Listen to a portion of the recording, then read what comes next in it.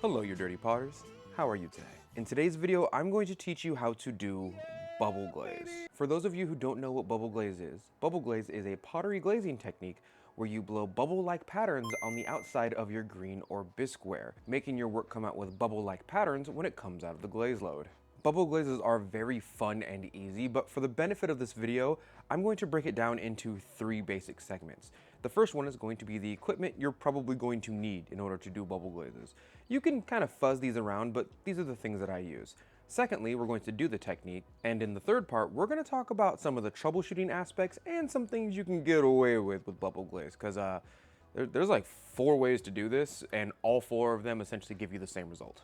Firstly, let's talk about some of the stuff you're going to need. Firstly, you are either going to need a greenware, this being not fired through the bisque yet, or a bisqueware pot, this being fired at least once in the bisque phase. A small note here, the bisque temperature doesn't really matter that much in between a certain degree. I know most of you fired a cone 04, but I fired a cone 07 or 08, and this is what my bisqueware is fired to. It'll come out exactly the same. The second thing you need is a small container or cup. Now trust me, there is a difference in between this size and this size here. I have multiple sizes of these, and a lot of people will have trouble doing this because we will literally be blowing bubbles inside of this video. And because of that, we want the bubbles to come out of the container. You have to blow all the more harder to get this little bit of height to come out of the container versus this much height. So when I say get a small container, I really do mean get something maybe even about this big. Realistically, it's more about height than it is width. You want something that's more wide than high. This will do just fine. This will be a little harder. Please do not start the video off by trying to blow bubbles out of something like this. You're gonna have this much substance and you'll have to blow the bubbles all the way out this way of the container, and it's gonna be a little difficult. I'm not saying it can't be done. I'm just saying you're making things hard for yourself. The third thing you'll need is a little bit of soap. I just have some regular old Dawn hand soap here. It doesn't really matter what soap you use as long as it's liquid soap, so we can combine it with the rest of the glaze we're going to use later on. You will also need either some glaze or some underglaze. Here I have some Leslie's white underglaze, and I also have Nimbus stoneware SW194 from the Mako company. It doesn't really matter what glazes you use or underglazes you use. You just have to be able to use a color that you like and will contrast your color. For example, I have some dark chocolate Amico clay body here. I'm not going to put Nimbus on my dark clay body. I'm going to put my white underglaze on there because I will be able to see the bubbles more clearly, kind of like this. I'm only saying this because one of you is going to ask what color of bubbles you should use, and that's mainly dependent on your base coat of glaze or underglaze. If you use a brown underglaze or a brown glaze on a dark red or brown clay body, how well do you think you're going to be able to see those bubbles? Come on, guys. The next thing you'll need is some water, of course, because we will be blowing bubbles. And the final thing you'll need is a banding wheel. Now, I want to stop here and say, technically speaking, you will not need a banding wheel. You can do this technique without a spinny little tabletop or banding wheel. But I'm telling you, getting one of these will make your life a whole lot easier for this technique specifically. And many studios, including personal potters, have their banding wheels set for themselves. So this is a pretty easy find in most studios. With all of that out of the way, let's start doing our bubble glaze. Step number 1, let's get our container and put a small amount of water in it. For what I'm doing, I'm only gonna need about 10 to 20 milliliters worth of water, maybe even 30. This is not a hard standard for me. I don't always stick in between 10 to 30 milliliters of water, but I will say I'm only gonna be doing this technique on 1 or 2 pots. And every time I do it, it's about 10 to 15 milliliters. So for today's experiment, we're only going to need about this much water. The second thing we'll need is a underglaze. I'm going to be using a white Leslie's underglaze. The underglaze quality or brand that you use doesn't really matter for this technique. I know lots of people who use underglazes will swear that certain companies make certain better brands of underglaze, but we're not really doing intricate drawings, so it doesn't matter which one you get. You gotta open it up.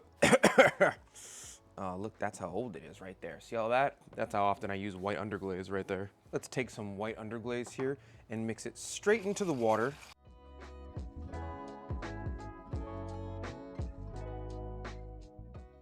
I do want to stop here and mention a couple of things off the bat.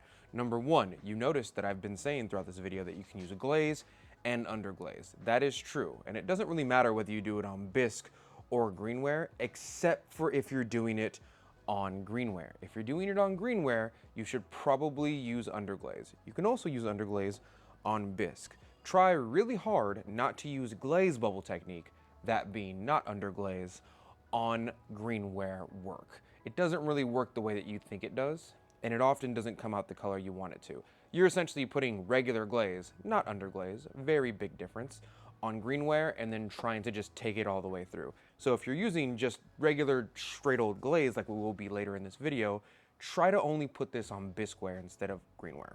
The second thing you should probably know is that the amount of underglaze or glaze you put inside of the water really determines the power you're going to get out of your bubbles. If I took maybe 10 grams of this and put it in the water, it would be a massively different contrast and opacity in between maybe 30 or 40 grams of this stuff. So the amount you put of this and the amount of water you put inside of the bubble glaze solution is going to matter quite a bit. You need to experiment a little bit, but for me, usually this is about 30 grams and this is about 20 to 30 milliliters. It's almost a 1-for-1 ratio realistically. Now here's the easy part. From here, you're going to add a little bit of soap. 1 drop, 2 drops, maybe a 3rd drop. From here, we're gonna mix it in and hopefully it'll make bubbles. There we go. There's some bubbles. Ooh, and it smells good. In order for this technique to work, you have to be able to blow bubbles, kind of like how you did in chocolate milk when you were a kid. You stick your straw inside the bubbles and you blow all the way at the base.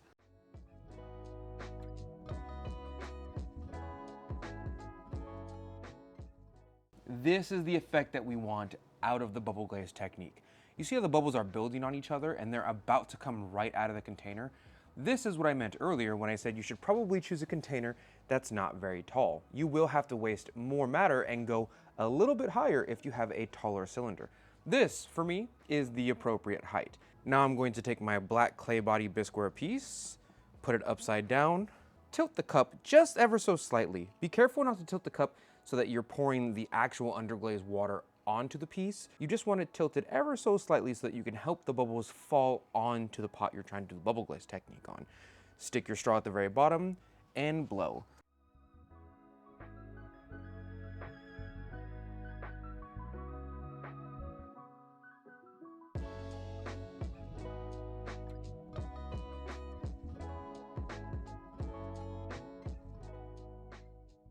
From here, it's very important that you do not touch the bubbles. Let them pop naturally. If you really can't wait, you can blow on them a little bit. But from here, you can just let the bubbles naturally pop by themselves. And when this clears off, you should see a very clear bubble-like pattern.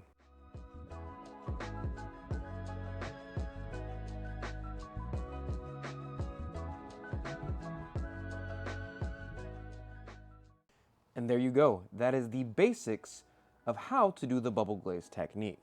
Do you guys want to do it on the inside too? Yeah? Yeah, I can already see you commenting down below. Do it on the inside. I can already see it. Let's do it on the inside too. Remember, we want to tilt this a little bit, but we don't want the actual liquid to pour out. So we have to kind of direct it towards the inside of where we want, but not pour it in.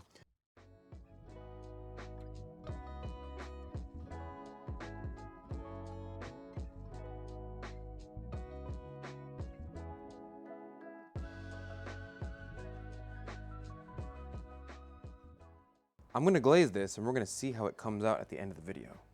Keep in mind, although we did just do underglaze on a bisque piece, you can also do this with actual glaze on a bisque piece. Let's do some nimbus here on one of our other pots.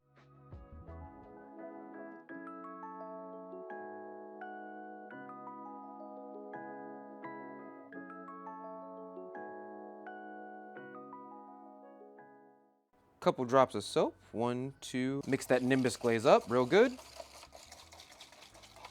And the second you start to see bubbles like this, it's a good sign that you're good. I personally like to put a little more glaze in there because I like my bubbles strong. Get our straw, put it at the bottom. Let's test this out. Oh, works great. Works fantastic. A heavy suggestion is to make sure that you can do this and really expand big bubbles that stack on top of each other in this manner before you just put it together and then try it out. You need to test it at least once. If you get little tiny bubbles, that's a good sign to put more water. If your bubbles are not really forming and stacking on top of each other, that's a good sign to put a little bit more soap. And I truly do mean just a little bit. The power of the bubbles really depend on how much of the glaze or underglaze you put in. The rest of it is all about making these bubbles, and that can be tuned in with either water or soap. In fact, we don't really need the glaze to make these bubbles. We can just add water and soap together. And the ratio in between those two is really dependent on the type of bubble you get. Let's put this here.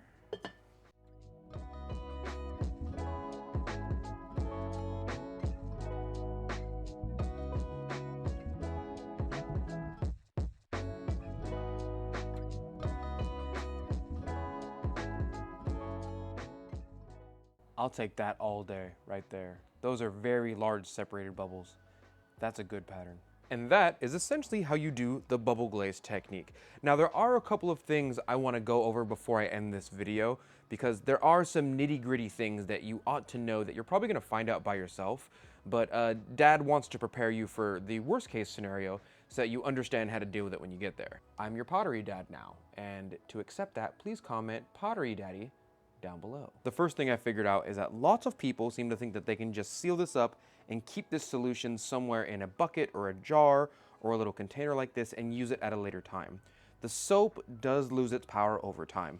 I've tried it before. Almost every single time you have to either add more soap or recreate it over again. I heavily suggest just making a new one, a tiny bit of one, every single time you do this, as the soap will lose its power and the ability to blow bubbles over the course of a week or two will just go away, which means that you have to add more soap in order for it to work, which means you're now messing up the ratio of soap to water to glaze mineral. And that never turns out good over the course of a couple uses. So just make a small batch every time you want to do this. It truly is in your best interest. The second thing I figured out is that if you put too many bubbles in one space, or your bubbles are not big enough, they often create this type of overnucleation, and they end up kind of drowning each other out. You don't get a good separation of bubbles. It seems to me like most people want something like this. They want big bubbles to be kind of separate. But you see in the middle here where gravity kind of took everything down, where they're just all kind of in one space so you can't even tell they were bubbles at one point?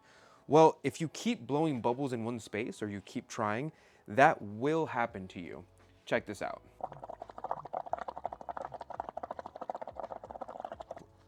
This here might look great. If I pop these out, these two spots here look awesome.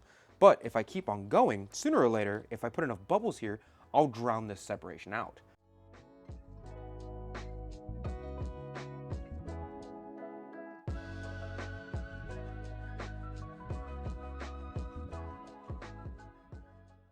At some point, if you blow for too long and you put too many bubbles, you end up having too many bubbles in one space, which ends up drowning out that separation that most people are looking for. It takes a little bit of conviction, but if you're doing this technique, I do suggest you put bubbles in one space and then move on. That's one of the primary reasons why I use something like this banding wheel here.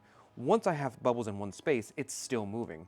So I don't have to actively move the cup as I blow onto the cup. I can very easily have this move for me, and I can kind of spiral them down, making a very good separation of bubble along the way. Another huge tip is that you have the option of doing this on greenware with underglaze or doing it on bisqueware with either glaze or underglaze. I prefer to do underglaze because underglaze is generally stronger and I can predict the colors a lot better. So if I'm doing underglaze, I'll use something like black, or I'll use something like white, and then I'll just use a glaze that contrasts that for the overcoat. That being said, you can, like we did in the video, make bubbles with glaze and put it on bisqueware just fine. The trouble becomes, well, what glaze do I put on top of this?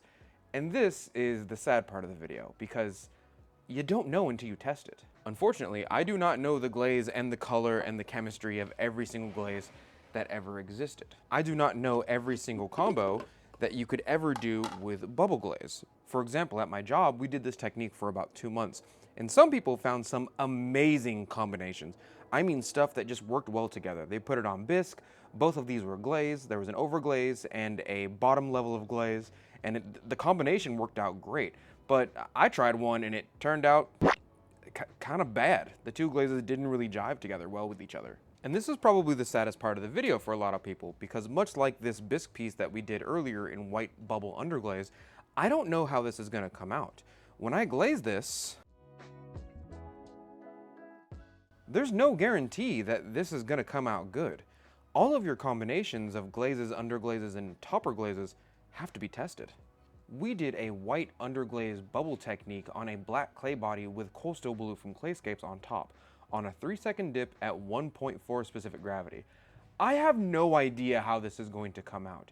If you want a really good combination with clarity of bubbles behind the background of your topper glaze, you're gonna have to do some test styles. We're gonna fire this just in case it comes out good, but the difference in between something good could be clarity of bubbles like this, or the one that I did myself in class, like this.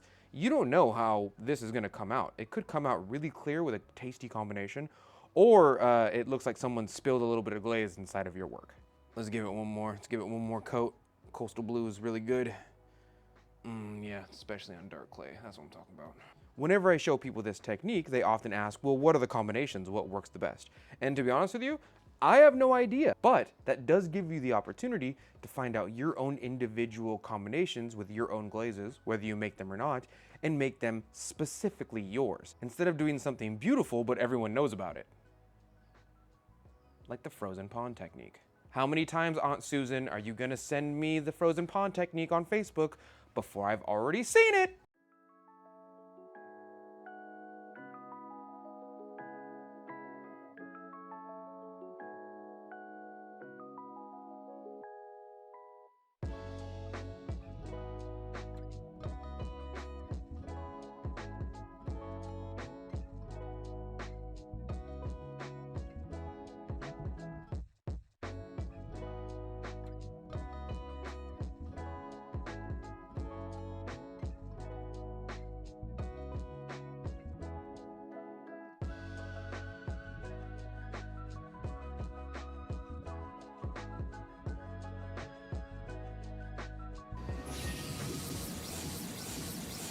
This first one was a black underglaze with the bubble technique and an experimental glaze that you shouldn't pay much attention to realistically. The real treasure is on the outside of the bowl where we see the bubble technique manifest.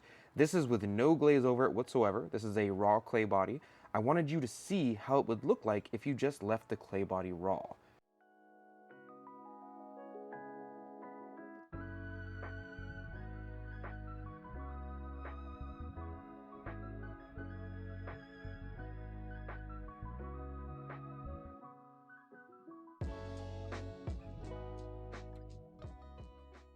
You can see that as long as we blow those bubbles correctly, we have a pretty good bubble pattern here, and you can even see it through the glaze right here if you use the right glaze. Speaking of using the right glaze, and this came out magnificent.